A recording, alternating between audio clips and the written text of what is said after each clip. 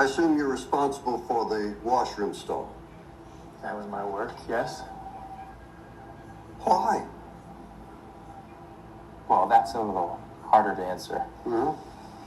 Try me. The bathroom stall, for example.